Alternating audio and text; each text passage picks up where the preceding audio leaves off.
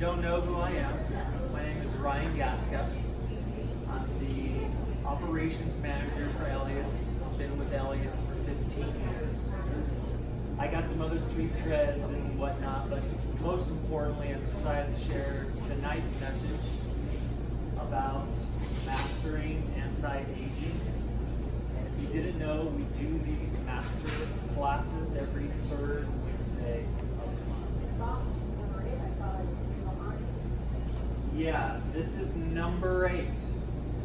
We started way back in January. You can see every single class on our YouTube channel.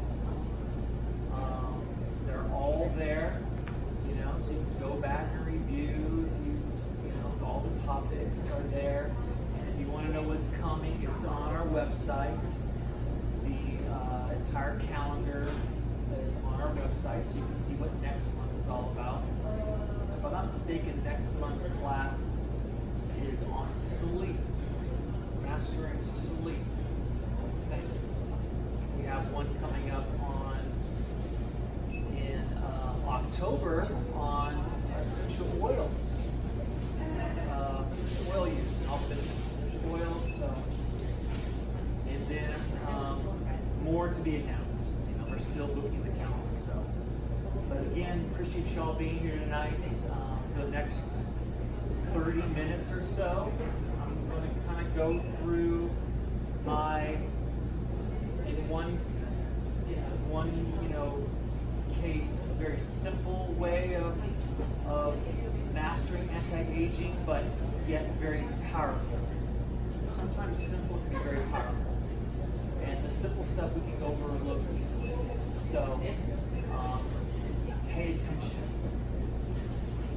What's more though is I know you'll have lots of questions. I've found in these classes that there's a lot of questions. So I will have time at the end for those questions so we can dive deeper on certain things, because a lot of what I'm going to talk about tonight is going to maybe look a little different in individual situations. When I talk about avoiding allergies, what's going to be your allergy? What's going to be your allergy? These are going to be different for different people. So at the end, I'll allow a lot of time for those questions. Does that sound fair? Great, awesome. So to begin, I really want to start with what are some of the biggest things that we do every single day that really accelerate the aging process, because I kind of see this as kind of a two-step process. First off, you want to stop doing the bad stuff, right? And then add in the good stuff, right? You can't just do one part of that. So you gotta really do both, okay? So some of this stuff may really seem obvious, but I find that people continue to do it over and over and over again. I want to start with the biggest one, okay? Smoking. I know nobody here in this room smokes. Okay? But in the grand scheme of things, there's a lot of people that do, and they may not really get how bad that is for the aging process. Okay? Let me tell you, in the life insurance industry, they have something called the mortality tables. So have you heard of this term? Mortality tables? Okay. Basically, the life insurance industry, centuries old industry that tries to predict when someone's going to die, right? And they get very good at that. And they have all this data compiled in what's called mortality tables, right? It has to do with if you've ever had diabetes, or if you take medication for this or that or the other, or what your gender is, and all these things. But the number one thing that affects your mortality that's on this table, the number one question they ask you if you ever apply for life insurance, the very first thing, before they ask you your age even, do you smoke? I should tell you something. These people deal in the business of longevity. The number one thing they ask you is, do you smoke? Okay, so I can't emphasize enough how impactful that is on the aging process. If that's not motivation enough to stop, Processed foods. again, I mentioned at the very beginning when I was talking about what may seem like basic stuff. Here is fast food, but processed foods really can creep up, and even in a health food store for that matter. And even health food, processed foods can be great, as a part of your diet, but the base of your diet should really be whole foods. Why is this?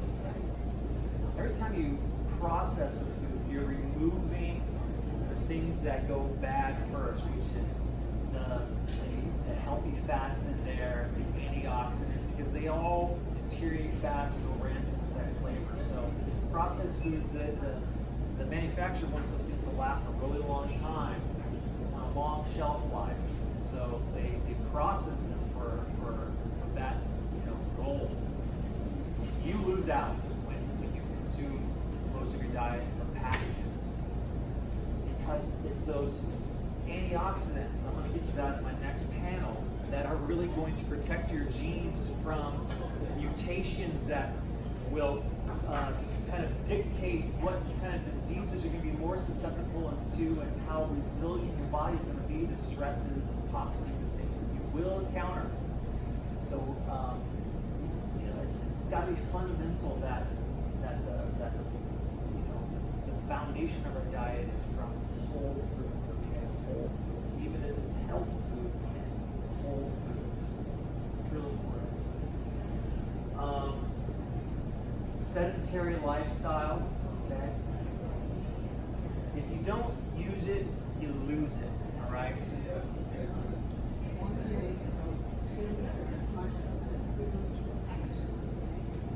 He said 1 day of sedentary lifestyle is equivalent to a packet of cigarettes.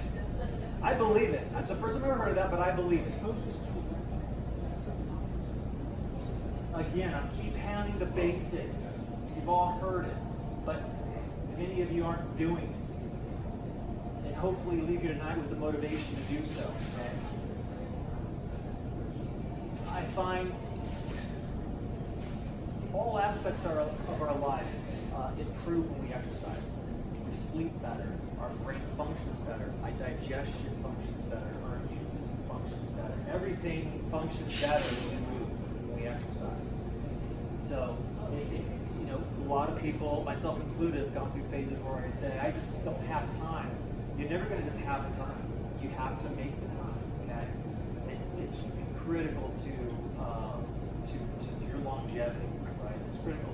Now I'm going to get on the next panel again.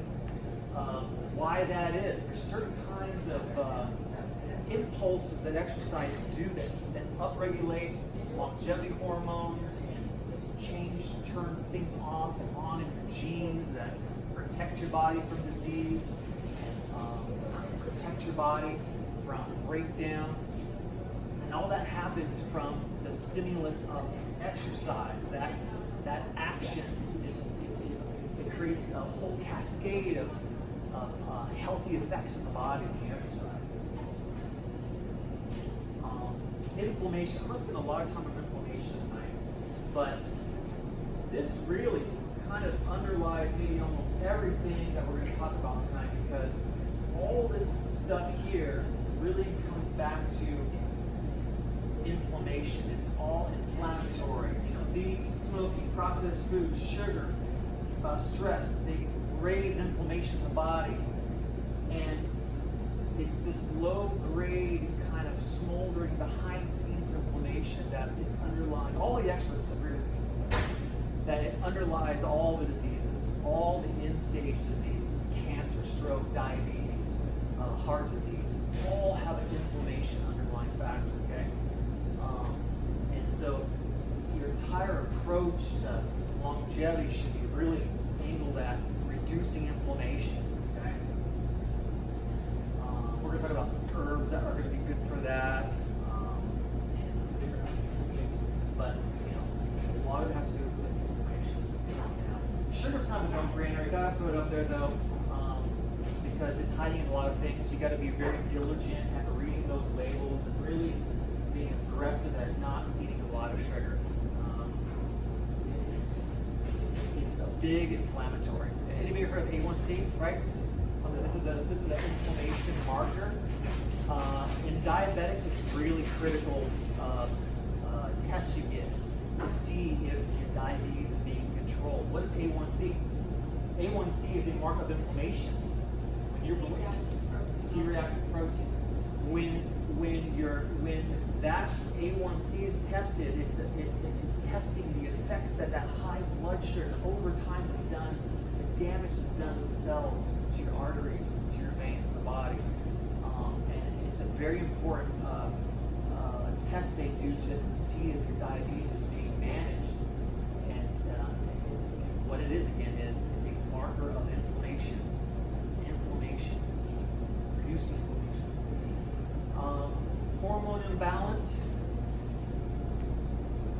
It probably won't be surprising that when we look at people that are in advanced age, their youthing hormones are low, right? We expect this over time, that things like testosterone and estrogen go down over time, and growth hormone go down over time, right?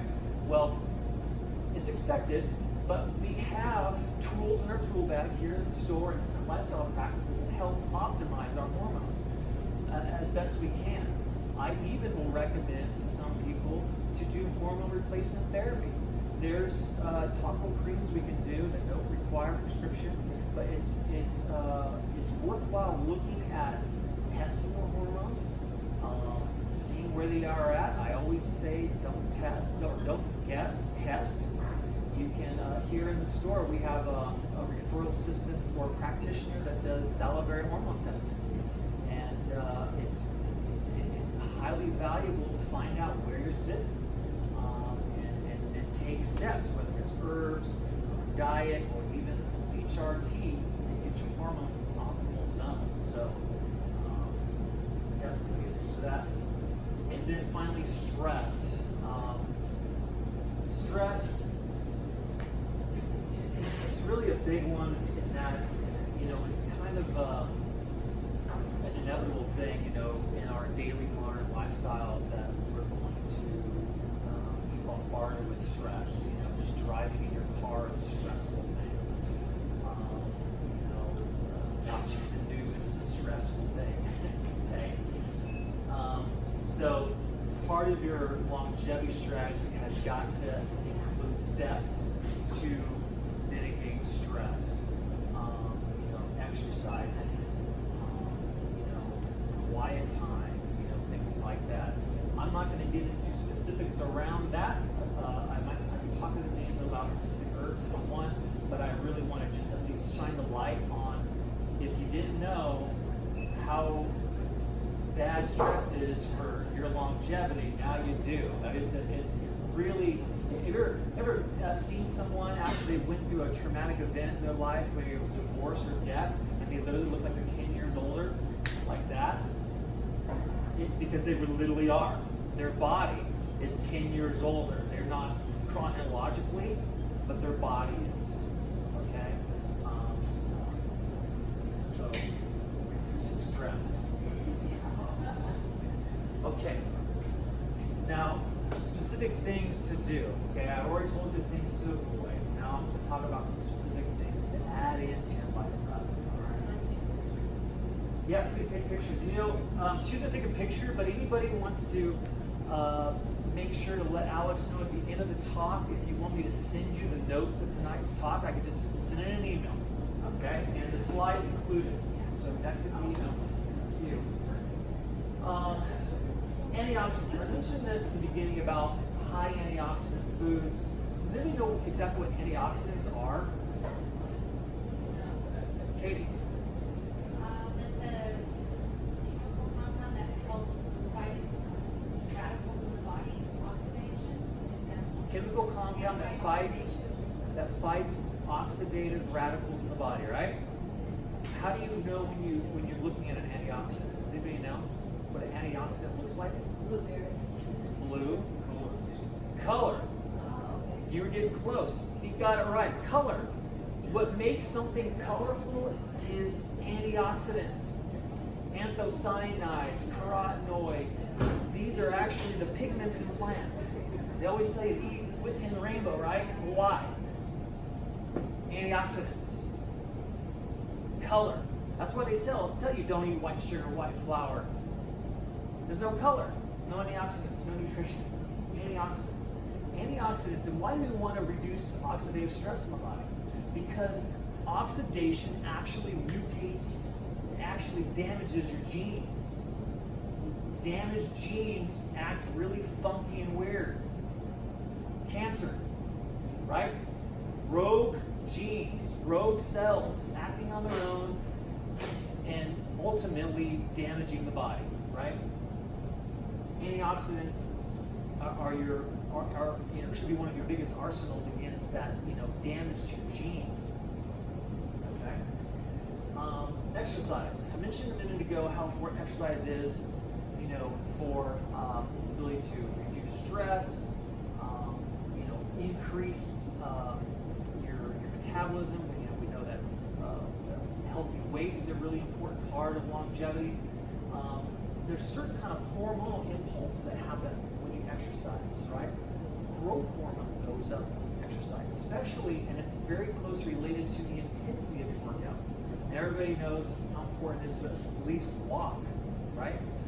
But you're going to get a lot more bang for your buck if you run, and a lot more bang for your buck if you sprint, right? So the intensity dictates how much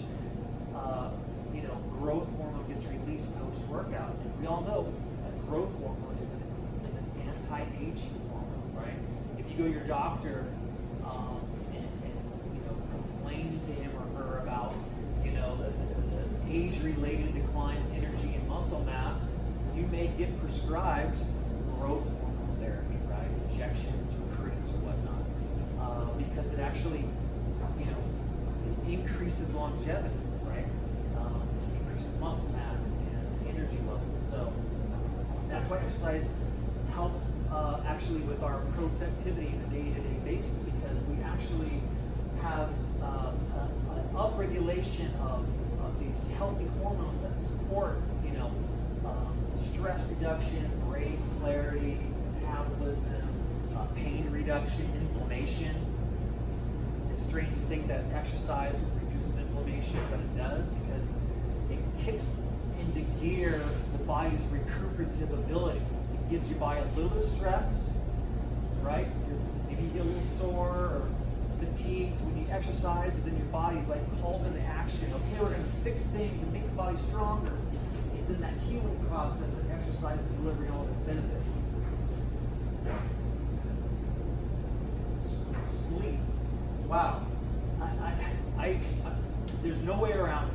Okay, I know a lot of people think, oh, I do fine on 5-6 hours sleep. None of the research supports that.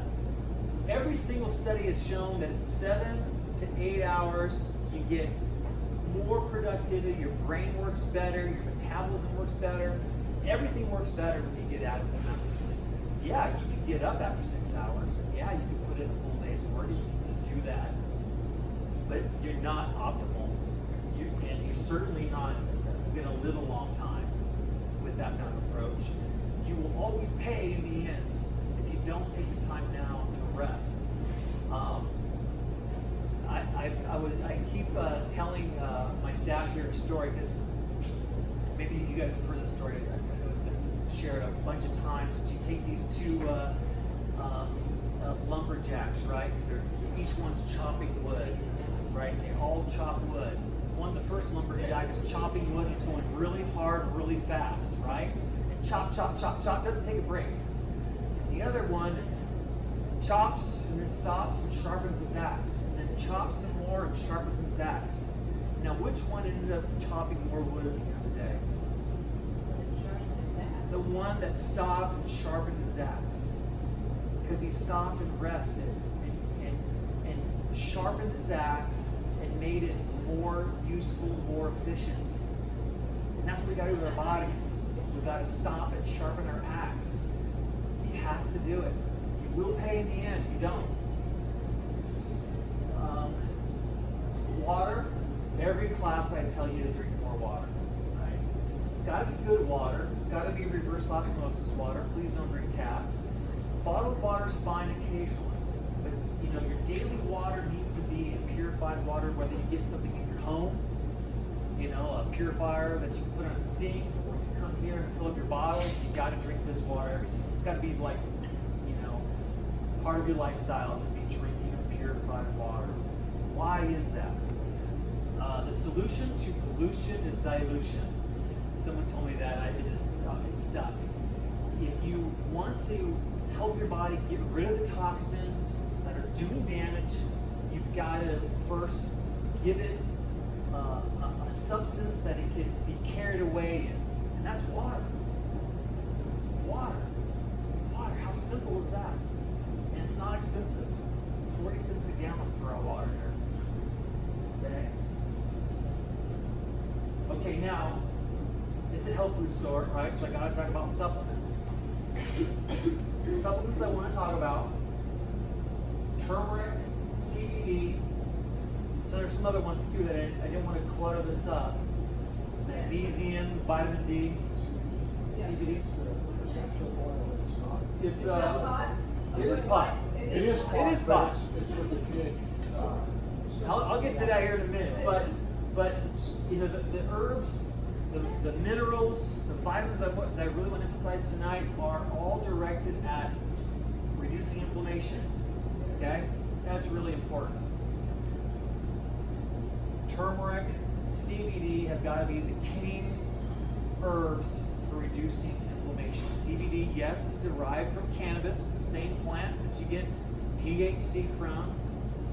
The difference, though, is CBD does not make you high. It is not psychoactive.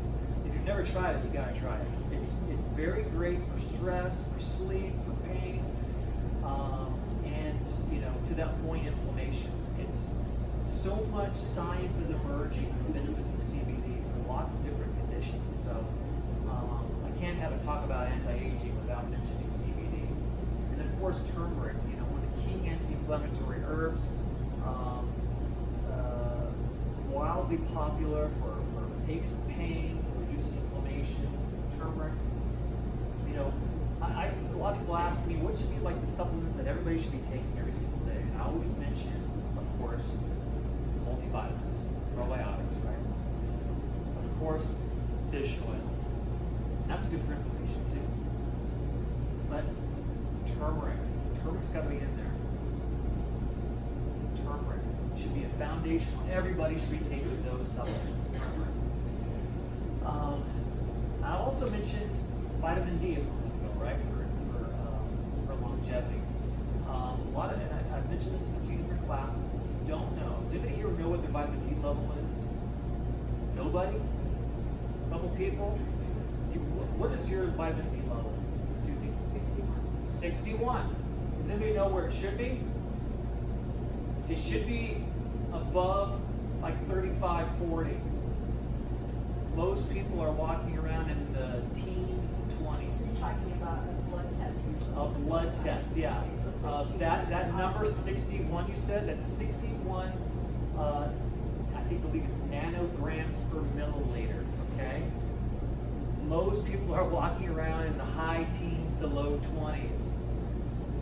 If you went to the doctor and they drew blood and found that, they would actually prescribe to you vitamin D.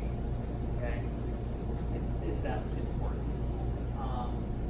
and it's one of the most inexpensive supplements you can buy. I mean, pennies a month for vitamin D, and you're not really going to get it outside, honestly, because we cover up most of the time. We're not really outside very often. When we are, we're wearing sunscreen, which is probably a good thing, right?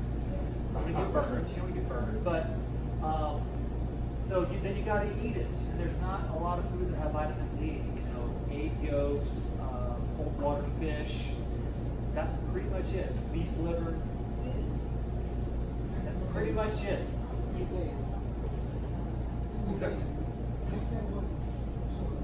Yes.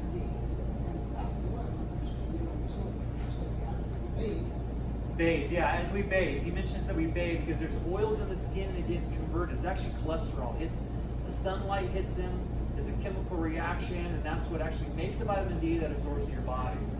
We're always washing ourselves with antiseptic soaps and all that. So yeah, most people just need to just take vitamin D.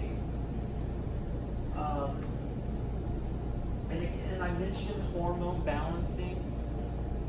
If you've never done it, take just one time, take a hormone test and see where your numbers are. You might really be surprised.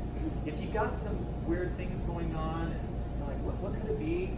Test your hormones. You might find that maybe you're really low in something, and that could be the cause of your problems. Yeah, we actually have a referral system with a doctor, Dr. Sean Patterson. He does salivary hormone testing, so it's a really non-invasive thing. You go see, him. He has you spit into a little tube, and he sends it to his lab, and they send the results back, and he goes over them with you.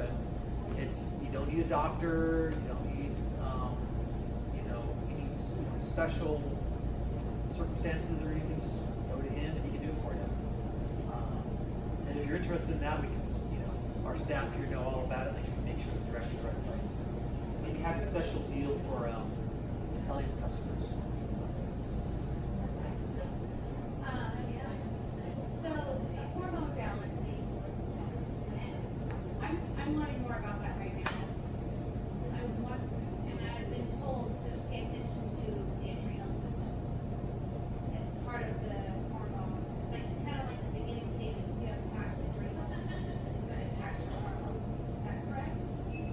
If you have taxed adrenals, it's going to tax your hormones. Okay, so there's the whole endocrine system, which is your system that consists of your adrenal gland, your thyroid gland, your pituitary gland, that all communicate with one another when you're undergoing stress. And it's always working around the clock. They're all hormones, right? Different kinds of And they're all different kinds of hormones, and some of them are sex hormones, but many are not hormones, or not sex hormones. Okay, everybody knows about estrogen or testosterone, but there's other hormones too that are being produced or eliminated depending on your state of health and stress and whatnot. Well, it's very common in of course our fast-paced lifestyles that not enough sleep. Really, we don't give ourselves enough exercise. We're eating, low nutritious foods, and we are stressed out because of the responsibilities we take on. We want to say yes way too much, and we really should be saying no more often, and we are stressed.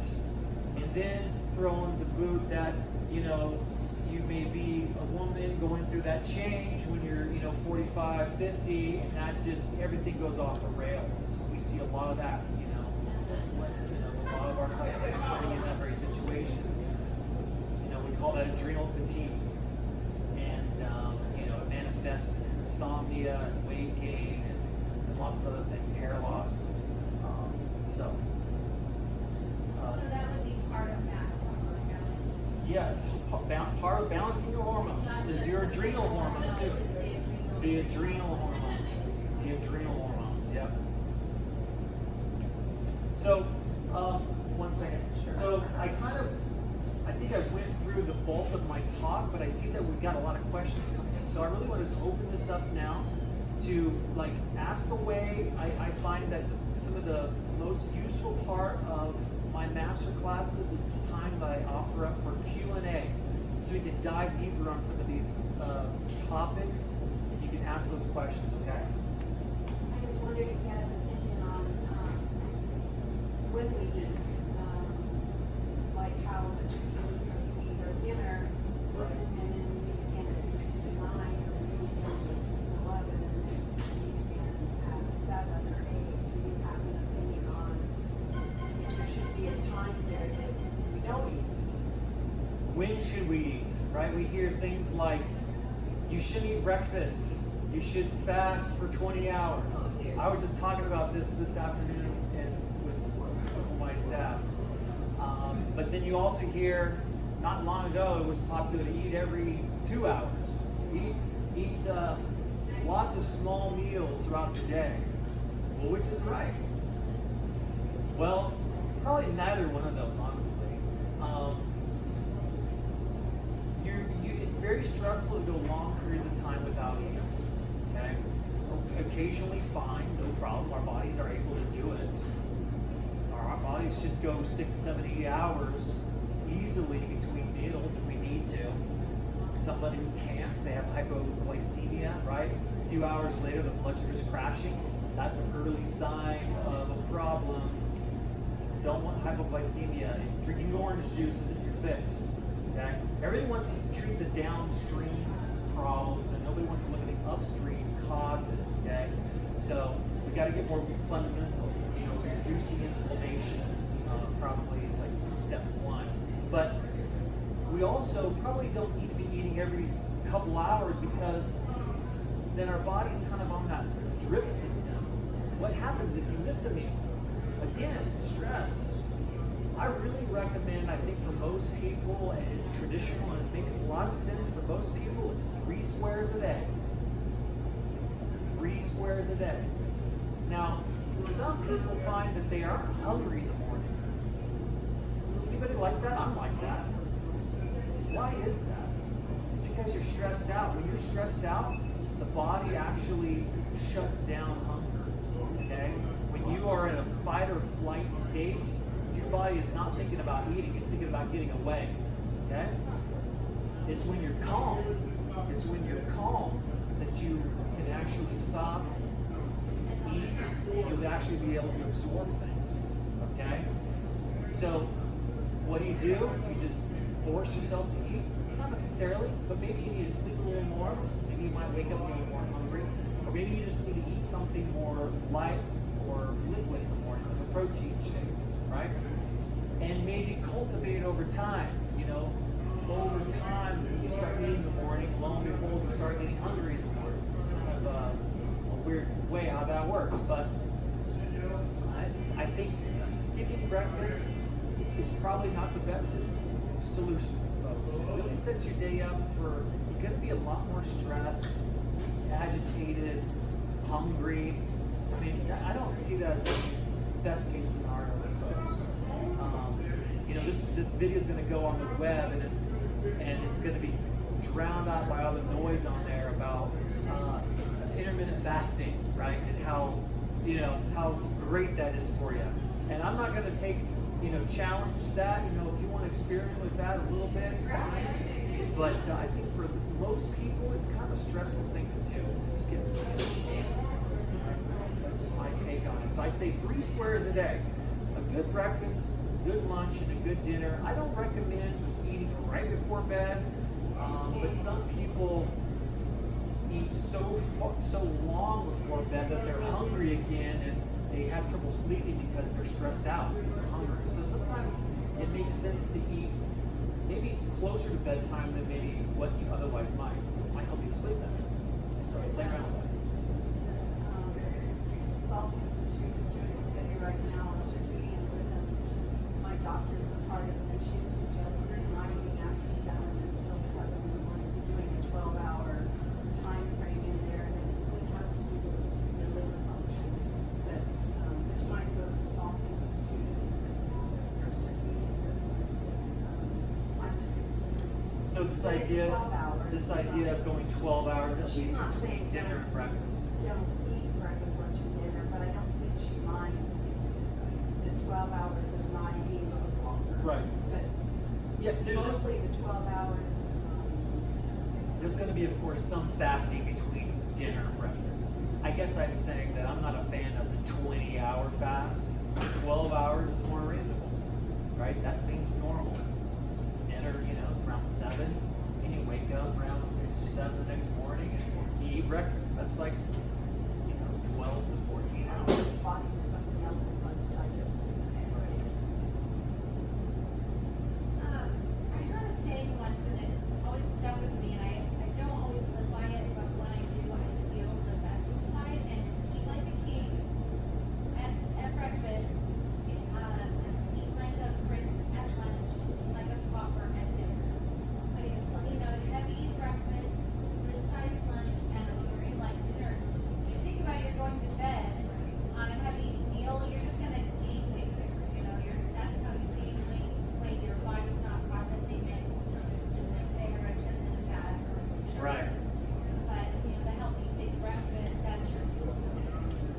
Big breakfast. Makes sense to me, you know. If I could live like that more, I'm sure Right. I could. Big breakfast, moderate lunch, light dinner. That works for a lot of people. If I didn't get breakfast, yeah. 2 hours, no water, after a meal, then get digestive juices to take care of the job. A lot of people will drink water or like that. Drinking a lot of water when you eat. Wait a couple hours because you are going to dilute all your enzymes and your hydrochloric acid when you drink water, a bunch of water, right? What's even more, I think a little bit of water is fine. I think the people that are drinking lots of water or really cold water, think about when you put something cold on your skin, the blood wants to shoot away from that, right? And your skin turns white. If you drink ice water, that blood is going away from your stomach. It's not going to help your digestion. So if you drink any water, it should not really be ice water. Some people even recommend like drinking hot water with the meal. Yeah. Yeah. But not a lot of water at least.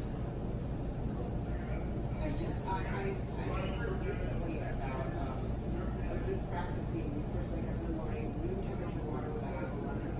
That'll wake up the liver and the kidneys and make everything start percolating, make everything wake up. And then after meals, lemon water, but after a meal, not. And then it helps that first morning thing. I started doing that and I do it for Drinking lemon water first thing in the morning. I think drinking water, and even especially lemon water, because the acid in the lemon makes the water more hydrating. I don't know if anybody knows this. Hydrogen, hydrating, acid. Does everybody know what the pH system is measuring? It's measuring hydrogen content. Okay, so when the hydrogen goes up, the pH is going down. Someone's showing me a drink water thing. Best time to drink water. Where did you get this? This is the Times Hood. After waking up, after workout, half hour before a meal, before taking a bath to help lower blood pressure. I learned something every day. Before going to bed, when you're feeling sick, you're feeling tired, how many times are you really thirsty when you think that you're just hungry, right? Tell my kids that all the time. Drink water first and foremost. When surrounded by infected and sick people, exactly. The solution to pollution is dilution. If you're getting exposed to stuff and it's dead disease doesn't belong, drink water, dilutes it so you might get rid of it. But yes, with drinking more acidic, slightly acidic, right? That's why apple cider vinegar helps with digestion. That's why a little lemon helps with digestion. I think it's a great idea to drink water the very first thing when you get up in the morning. All night long, you've basically lost water as you slept, right? We're all kind of, I know for me, a lot of guys sweat a lot when they're at night. It could be in the middle of winter and you're sweating. Some women too. So, that's water that's coming off of you. You're gonna wake up the next morning dehydrated. So, drink water very first thing in the morning. The culprit caffeine hasn't been mentioned in relation to any of this. Should it be? How come I didn't mention caffeine? Because I love coffee. I'm biased. Okay?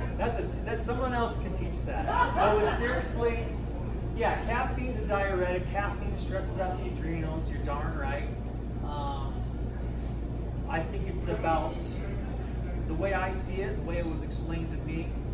Your adrenal system is like a glass, and the stress is the water that's filling it up. So if you've got a lot of room in that glass, you can have a cup of coffee in the morning time. But if your glass is almost always full, a little bit, it can spill over. So that's why you get some people that even looking at a cup of coffee, they'll have insomnia for a week. So I think it's dependent on the person, but you're darn right. Caffeine is a stressor, and we all should we should overdo it. Definitely.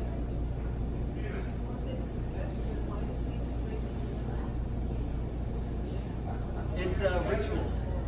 It's like Isn't that setting if you go to Starbucks or something and you're sitting there with a friend and you're having a cup of coffee? Wouldn't that eliminate the stress?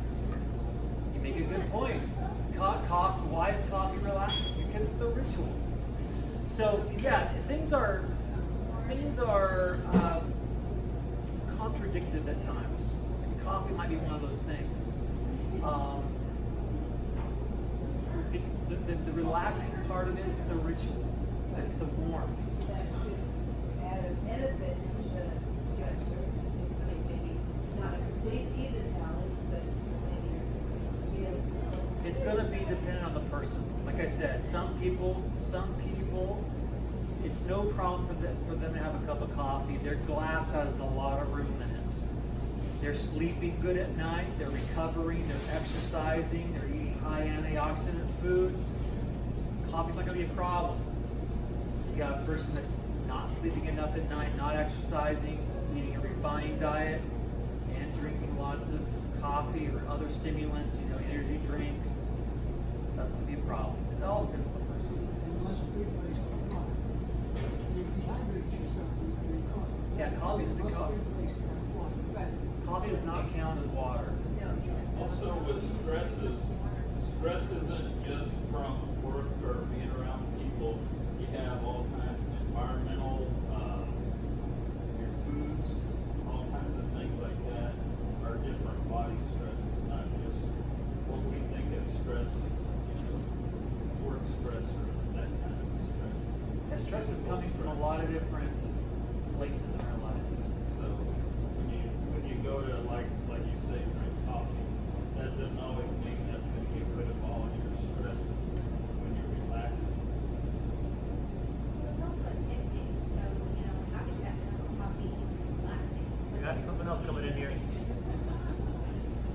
High antioxidant qualities.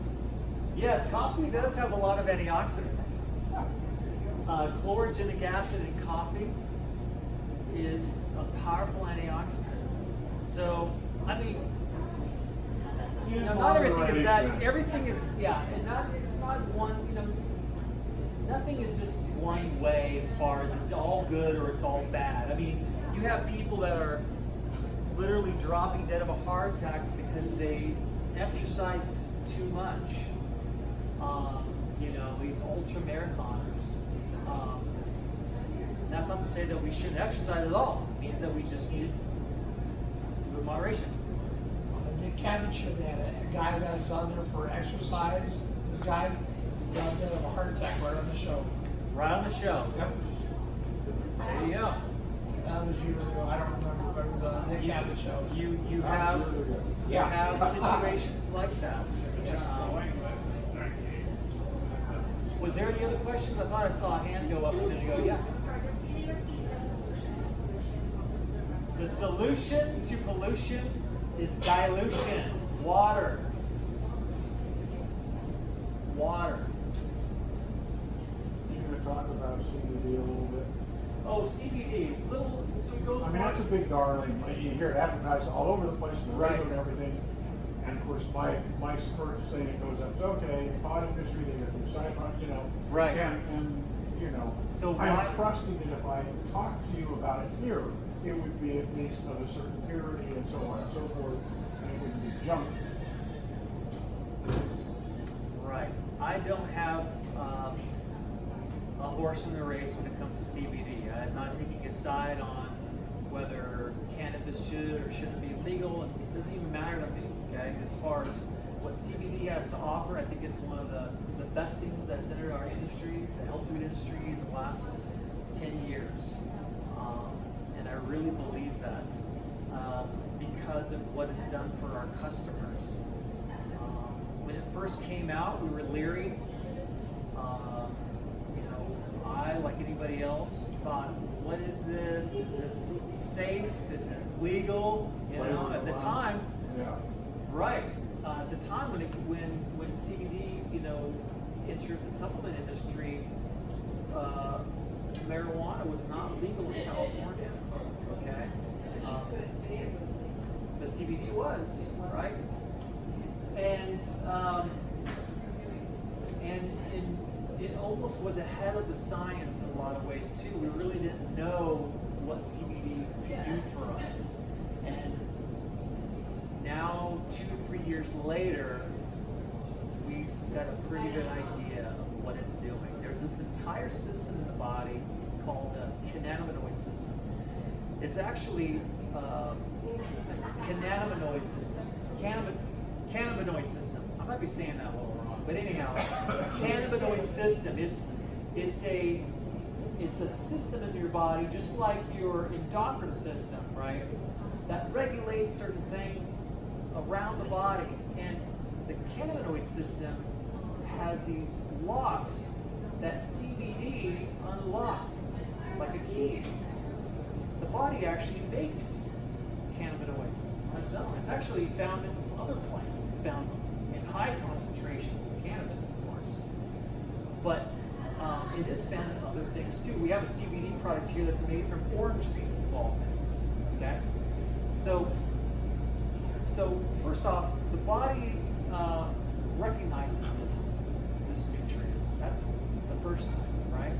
And then what we find is that if you're giving the body CBD, it's cannabinoids, that it's having this health benefit as it relates to stress reduction and inflammation reduction.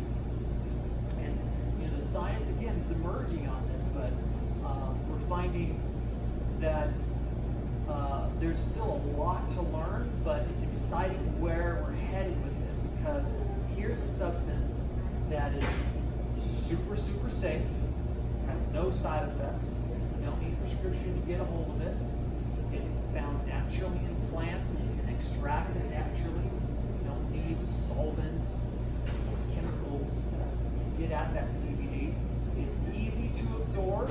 It's not hard at all. The body easily absorbs it in the bloodstream and knows what to do with it. And furthermore, our staff here can attest that we have customers beating down our doors every single day for CBD. They're using it and they're getting great results.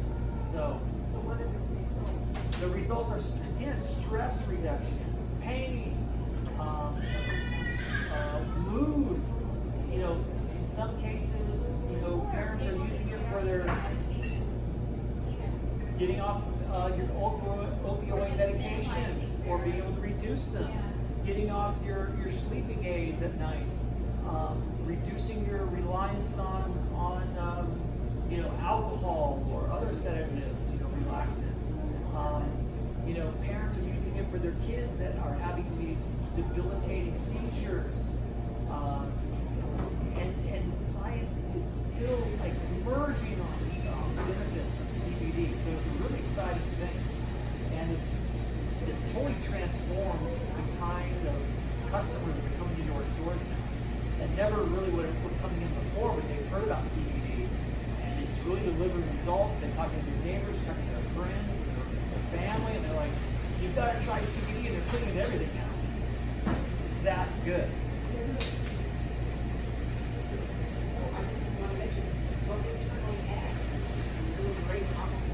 CBD goes on the skin as well. It absorbs through the skin. Does it matter whether it's made from marijuana? Does it matter whether it comes from orange peel or marijuana? No, it doesn't. It's the same. Yeah. Hemp and marijuana are the same plant. So you might look at some of our CBD products and it might say hemp or it might say cannabis. It's the same plant. They're using the seeds and stalks for CBD. Very low amount. What else?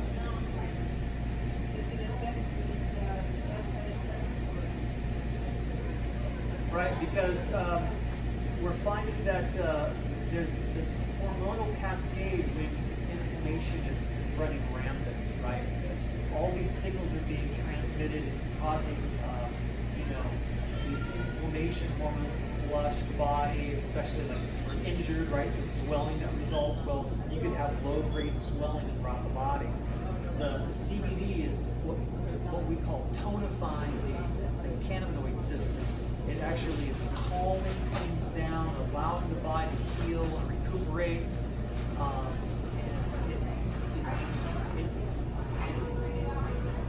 The science is still emerging on exactly how that's happening, but we're seeing it firsthand in our stores. So, you had a question? Okay, your first board had smoking, okay, and cigarette, but now you got people vaping. Is vaping worse, better, or is really the jury still out on? It's not good. Oh no, I wrote it, smoking or vaping is not good, but how Yeah. is it worse? Or It's worse. This is really not my area of expertise, but from my understanding, that there's a host of chemicals that are in those solutions, the vaping solutions, that are no better than the smoke that you're getting from a traditional cigarette. It's kind of a very early stage to have a conclusion about that, because vaping is only maybe 5-6 years old as far as people as a culture, us doing that, and the result, the effects we may see down the road. Yeah, Katie? I was just gonna say that you can get like the purest form of tobacco, organic, whatever, and the oil that goes into your vape pen, but the pen itself has a coil inside that is metal, and you can get a metal intoxication from the vaporizing. So it's the contraption itself that's not healthy. I mean, tobacco has those, in my own personal opinion, has its own sacredness. It's a plant-based medicine as well. Obviously very used, Yeah, right. So you could get like the purest form of the plant, but if you're putting it into this metal contraption that is, it's a bursting a flame or whatever, what does this, like heats up this coil, you're literally taking in metal in your inhaler. I don't. Yeah, well, I'm just saying in general, people that do, I don't need I wasn't pointing at you. No, but you were looking. We're all looking at you.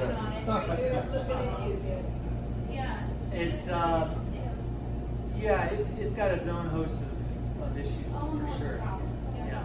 Don't do it. Yeah, and to that point, I mean, it's hard to quit for a lot of people. I've never, it hasn't been for me, but we have customers that come in that struggle with it. And there are things that we have, but it's not easy. I don't want to just say that like you shouldn't try, but it's really not easy. It's not easy. So And they finally did. I only bring it up because if you to help kind of give you that motivation. If you're here tonight and you're worried about longevity, that might be something. If you haven't made that decision yet, to do so.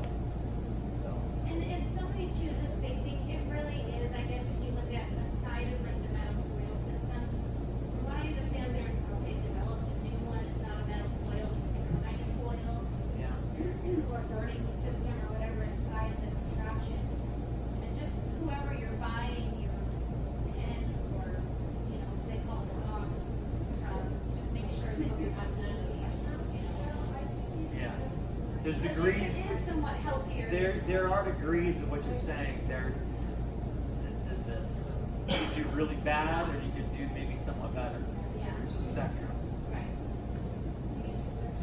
And for my money, the vaping, I thought it was kind of strange when I first heard about everything, but you see who is behind, who is invested in vaping, who owns the tool and things like that. It's a tobacco company. Right. So to me, that sends a little message because it's just another vehicle. Right. It's not really getting you out of it. It's just another way of playing the game. My bias, but Something new for the kids. yeah. What else, everybody? Anything else? Is there any other nutrients or vitamins like K2? Any other vitamins for longevity? Any other nutrients? There's, that we could spend a whole conversation on that. There's a lot. I really want to keep it simple though, as far as turmeric, fish oil, CBD, antioxidants. Like vitamin C, vitamin E, garlic. Resveratrol, astaxanthin. I don't want to overly complicate it because it doesn't have to be complicated. Make it simple and people will. Make it simple and stick to it. But yes, there's a lot of antioxidants out there. A lot of there's a new vitamin called NAD that is by Life Extension that there's emerging research on that increasing lifespan. NAD. There's only, I think, one company that makes that product. So yeah, there's a lot out there to look at. All right, everybody, thanks you for being here tonight. Appreciate you all. It's really fun sharing a little information with you guys, and hopefully you guys can go home and try it out. I do want to offer tonight, and I'm going to start doing this in my classes, that for anybody here tonight, anybody who attends tonight's class right now, if you want to purchase anything that I mentioned here, CBD or turmeric or fish oil or vitamin D or NAD for that matter, you get an additional 15% off tonight. Okay? So if you're thinking about trying something, buying something tonight, you're going to get an additional 15% off. Okay? Just tell the cashier they know about it. It includes, sure, it'll include the water. It'll include the water. Well, I mean, because all I ever do is tap water. Yeah. We're a filter, but. Brita filters just remove chlorine. It just removes chlorine. Okay? So just know that, which is a step. It's only removing chlorine. It's better. This is a. We try to drink a lot of water. Yes, and So, thank you, everybody. Thank you.